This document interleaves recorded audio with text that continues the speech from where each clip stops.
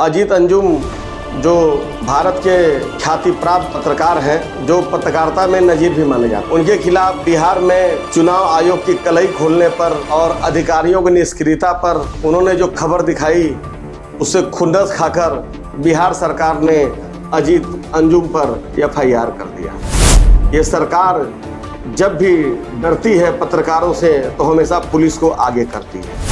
ऐसी कोई भी कार्रवाई सरकार और उसके तंत्र को आईना दिखाने के लिए लोकतांत्रिक प्रयास पर जबरन ताला जड़ना है। अजीत अंजुम को उन बिरले पत्रकारों में गिनता हूं जो जमीन पर उतरकर सच तलाशने की कोशिश करते हैं।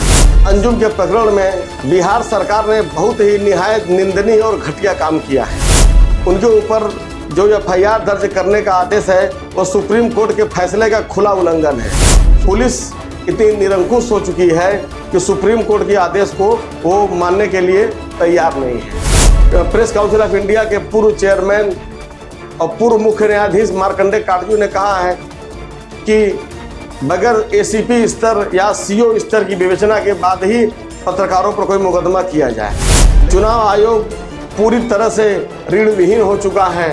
वह पूरी तरह से भाजपा की गोद में खेल रहा है कि जिन वोटर ID कार्ड से मोदी जी प्रधानमंत्री चुने गए हैं, अब उसी वोटर ID कार्ड को चुनाव आयोग मानने से इनकार कर रहा है। ये पहले से परंपरा रही है, आवाज़ उठाने पर आवाज़ को दबाई जाती है। एक आज़ाद देश में क्या अजीत अंजुम जैसे पत्रकार का आवाज़ उठाना गुनाह हो गया है? पूरे बिहार में सारे जिला निर्वाचन अधिकारियों की भूमिका पूरी तरह संदिग्ध है। पत्रकार अगर कमियों को उजागर करता है तो सरकार को चाहिए कि उस कमियों को दूर करे, उस पत्रकार का शुक्रगुजार होना चाहिए। नमस्कार, आदाब, सत श्री अकाल। मैं अमित मौर्य, आप देख रहे हैं अचूक संघर्ष। दोस्तों, अभी 25 जून को इमरजेंसी पर भाजपा ने बड़ा प्रोपगंडा चलाया था कि कांग्रेस का आपातकाल। कांग्रेस का आपातकाल निश्चित रूप से लोकतंत्र के लिए धब्बा रहा, लेकिन मोदी जी का जो अघोषित आपातकाल है उसका एक नया उदाहरण अभी बिहार में देखने को मिला। अजीत अंजुम जो भारत के ख्याति प्राप्त पत्रकार हैं, जो पत्रकारिता में नजीर भी माने जाते हैं, उनके खिलाफ बिहार में चुनाव आयोग की कलई खोलने पर और अधिकारियों की निष्क्रियता पर उन्होंने जो खबर दिखाई, उससे खुंदस खाकर बिहार सरकार ने अजीत अंजुम पर FIR कर दिया। ये सरकार जब भी डरती है पत्रकारों से तो हमेशा पुलिस को आगे करती है। पूरी तरह अंग्रेजी राज की तरह पुलिसिंग को चलाया जा रहा है। अब विडंबना देखिए, अजीत अंजुम के खिलाफ प्राथमिकी पर पत्रकार बिरादरी भी दो फाड़ है। एक खेमा जहां इसे अभिव्यक्ति की आज़ादी और स्वतंत्र पत्रकारिता पर हमला बता रहा है, वहीं दूसरा खेमा इसे सरकार विरोधी एजेंडे पर अंकुश ठहरा रहा है। मेरा मानना है अगर अंजुम एजेंडा चला रहे हैं तब भी उनकी अभिव्यक्ति की आज़ादी सिकोड़ी नहीं जा सकती। एजेंडावादी पत्रकारिता का यह खुला दौर है। पत्रकार बिरादरी बटी भी है, तो इस आधार पर ऐसे में एजेंडावादी पत्रकारिता के लिए किसी की आलोचना हो सकती है, लेकिन विधिक कार्रवाई कैसे हो यह अपने आप में विचारणीय प्रश्न है। ऐसी कोई भी कार्रवाई सरकार और उसके तंत्र को आईना दिखाने के लिए लोकतांत्रिक प्रयास पर जबरन ताला जड़ना है। निश्चित रूप से अजीत अंजुम की प्राथमिकी बगैर खेमों में बटे इसका विरोध होना चाहिए। मैं अजीत अंजुम को उन बिरले पत्रकारों में गिनता हूं जो जमीन पर उतरकर सच तलाशने की कोशिश करते हैं। साक्ष्य जुटाने के प्रयास में वह ग्राउंड पर उतरते हैं। इसलिए ग्राउंड रिपोर्टरों की जुटाई जानकारी पर जगमग TV स्टूडियो, वातानुकूलित दफ्तरों में बैठकर सत्य का गला घोटने वाले ऐसे जो एंकर पत्रकार हैं, उनसे मैं कहीं आगे पत्रकार अजीत अंजुम को मीलों आगे देखता हूं। ऐसे मामलों में मैं पूरी तरह से उनके साथ हूं और होना भी चाहिए उनके साथ। अजीत अंजुम के प्रकरण में बिहार सरकार ने बहुत ही निहायत निंदनीय और घटिया काम किया है। उनके ऊपर जो FIR दर्ज करने का आदेश है वो सुप्रीम कोर्ट के फैसले का खुला उल्लंघन है। सुप्रीम कोर्ट ने अभिषेक उपाध्याय को राहत देते हुए ये कहा है कि कोई भी खबर चलाने पर पत्रकार के खिलाफ आपराधिक धारा में मुकदमा नहीं दर्ज की जा सकती। लेकिन पुलिस इतनी निरंकुश हो चुकी है कि सुप्रीम कोर्ट के आदेश को वो मानने के लिए तैयार नहीं है। किसी भी पत्रकार के खिलाफ एफआईआर दर्ज होने से पहले प्रेस काउंसिल ऑफ इंडिया के पूर्व चेयरमैन और पूर्व मुख्य न्यायाधीश मार्कंडेय काटजू ने कहा है कि बगैर एसीपी स्तर या सीओ स्तर की विवेचना के बाद ही पत्रकारों पर कोई मुकदमा किया जाए। लेकिन सच जो है कोई सुनना पसंद नहीं करता। चुनाव आयोग पूरी तरह से ऋण विहीन हो चुका है, वह पूरी तरह से भाजपा की गोद में खेल रहा है। यह अपने आप में अजीब विडंबना है कि जिन वोटर आईडी कार्ड से मोदी जी प्रधानमंत्री चुने गए हैं, अब उसी वोटर आईडी कार्ड को चुनाव आयोग मानने से इनकार कर रहा है। अर्थात जो वोटर आईडी कार्ड चुनाव आयोग द्वारा जारी किए गए हैं, अब वो उसी को नहीं मान रहा है। चुनाव आयोग का काम है वोटर लिस्ट को सही करना, नागरिकता है कि नहीं है, कौन आदमी कहाँ का है, कौन आदमी कहाँ का नहीं है, ये तय करना गृह विभाग का काम है। बहरहाल सुप्रीम कोर्ट के आदेशों का खुलेआम उल्लंघन हो रहा है। बिहार में पूरी तरह से कानून का मजाक बना दिया गया। हमारी अदालतें पता नहीं क्यों इन बारीकियों को गंभीरता से नहीं देखती। बिहार के चुनाव में खुलेआम घपलेबाजी हो रही है और आवाज़ उठाने पर पत्रकार पर मुकदमा किया।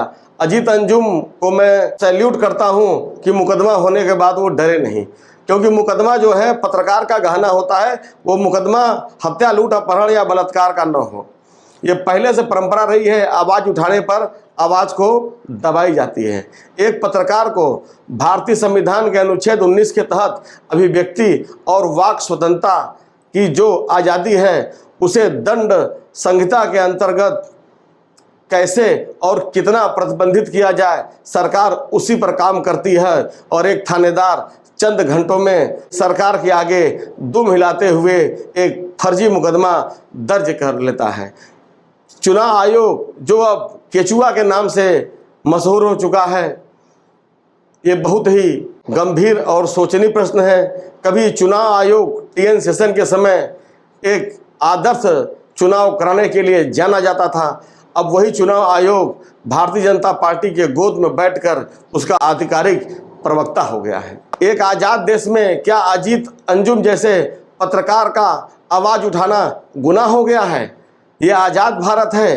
क्या यही मोदी जी का अमृतकाल है? मोदी जी संविधान को चूमते हैं, आलोचना को लोकतंत्र की आत्मा बताते हैं, लेकिन भाजपा द्वारा शासित राज्यों में लोकतंत्र का खुलेआम चीरहरण किया जा रहा है। इस पर कोई जवाब देने वाला नहीं है। दोस्तों, देखा जाए तो इस समय जब से 2014 में मोदी जी आए हैं, पत्रकारों पर एक आफत सी आ पड़ी है। कैसे मानोगे? पैसे से खरीदने का प्रयास करते हैं, नहीं बिके तो मुकदमा कराते हैं, उसके बाद नहीं बिके तो गौरी लंकेश की तरह हत्या करा देते हैं। यहाँ तक तो इनकी सरकार में एक बड़े नेता के द्वारा एक जज की भी हत्या करा दी गई। भारत के संविधान ने सबको बोलने की आज़ादी दी है। तो अजीत अंजुम जी जो बहुत ही मुखर होकर एसआईआर पर जो रिपोर्टिंग कर रहे थे, उन्होंने दिखाया कि किस तरह आधे अधूरे फार्म भरे जा रहे हैं। पूरे बिहार में सारे जिला निर्वाचन अधिकारियों की भूमिका पूरी तरह संदिग्ध है। अजीत अंजुम मुकदमा होने के बाद भी डरे नहीं। उन्होंने वीडियो जारी करके कहा कि मैं डरने वाला नहीं हूँ। उन्होंने कहा कि मुझको दिल्ली जाना था, लेकिन ये एफआईआर हो गया है तो मैं अब दिल्ली नहीं जाऊँगा, मैं और ग्राउंड जीरो पर रिपोर्टिंग करूँगा। भड़ास.com के संपादक यशवंत सिंह कहते हैं कि आज के दौर में आवाज़ उठाना बहुत बड़ा गुनाह हो गया है। क्या यही मोदी जी का अमृतकाल है? क्या पत्रकारों पर मुकदमा कराकर सरकार परमवीर चक्र जीतना चाहती है? सत्यहिंदी.com के शीतल पी सिंह जी कहते हैं कि पत्रकारिता का हमने बहुत दौर देखा है, लेकिन जैसे भारतीय जनता पार्टी की सरकार में पत्रकारों का लगातार उत्पीड़न व शोषण हो रहा है, यह बहुत ही निंदनीय है। दिल्ली की पत्रकार निशा सिंह, जो दिल्ली प्रेस क्लब की मेंबर भी हैं, वो तो इस घटना से बुरी तरह आहत हैं। निशा सिंह ने कहा कि मैं इस घटना पर बहुत ही खेद प्रकट करती हूं और जिस प्रकार से अजीत अंजुम के ऊपर बिहार सरकार ने फर्जी FIR कराया है, इसकी मैं घोर निंदा करती हूं। सरकार अपनी कमियों पर ध्यान दे। पत्रकार अगर कमियों को उजागर करता है तो सरकार को चाहिए कि उस कमियों को दूर करे, उस पत्रकार का शुक्रगुजार होना चाहिए। लेकिन ये अमृतकाल चल रहा है, ये रामराज चल रहा है। यहाँ सच लिखने पर मुकदमा और जेल ये एक परंपरा बनती जा रही है और पत्रकारों का आपस में सिर फुटबॉल जो चल रहा है, उससे कहीं न कहीं सरकार को भी शोषण करने का मौका मिलता है। बात अजीत अंजुम की नहीं है, बात अजीत अंजुम, संजय शर्मा, प्रख्यात कवि नेहा सिंह राठौर, मैं खुद उदाहरण हूँ। मेरे ऊपर भी 2-2 बार फर्जी मुकदमे सरकार के खिलाफ बोलने पर लगाए गए। बहरहाल ये संकटों का दौर है और मुकदमे से कलमकार न कभी डरा है न कभी डरेगा। तो सरकार अगर ये सोचती है कि मुकदमा लिखाकर अजीत अंजुम, पुण्य प्रसून वाजपेयी, रवीश कुमार या जो भी पत्रकार जो कलम की आवाज़ को धार देता है, अगर डर जाएंगे तो ये बात अपने दिमाग से सरकार निकाल दे। हम लोग सच के लिए कभी भी किसी भी हद तक जाने के लिए तैयार हैं। अगर हम जिएंगे तो बोलेंगे। अजीत अंजुम जी के साथ पूरी पत्रकार बिरादरी खड़ी है। अजीत अंजुम के हौसले को सलाम है। बस यही कहना है कि अपने हुकूमत के गुरूर में जुल्म मत कर सुल्तान, कलमकारों की फना कर देगी तेरा नामो निशान। मोदी जी ये आपके लिए है। माना कि आप सर्वशक्तिमान हैं पर आप खुदा नहीं हैं। आप भी है कि इंसान, आपसे पहले कई और ताकतवर तानाशाह आए और गए, वो भी गए स्मशान कब्रिस्तान। मोदी जी आपको भी जाना है स्मशान कब्रिस्तान, तो कुछ ऐसा कर्म करिए कि आपके न रहने पर लोग आपका नाम अच्छे से याद करें। हालांकि आप ऐसा कोई कर्म किए नहीं हैं, आपके न रहने पर आपकी भदही पिटेगी। आपने तो ऐसा माहौल खड़ा किया है, आलोचना का तो मतलब देशद्रोह हो गया है। पत्रकारों पर उंगली उठाना इस समय बहुत ही आम बात हो गया है। लोग कहते हैं कि अजीत अंजुम, पुण्य प्रसून वाजपेयी, रवीश कुमार, ये लोग सरकार की केवल आलोचना करते हैं। तो हमारा काम है भाई सरकार की आलोचना करना। हम चारण भाट नहीं हैं कि सरकार का गुणगान करेंगे। हम आलोचना करते हैं और करते रहेंगे।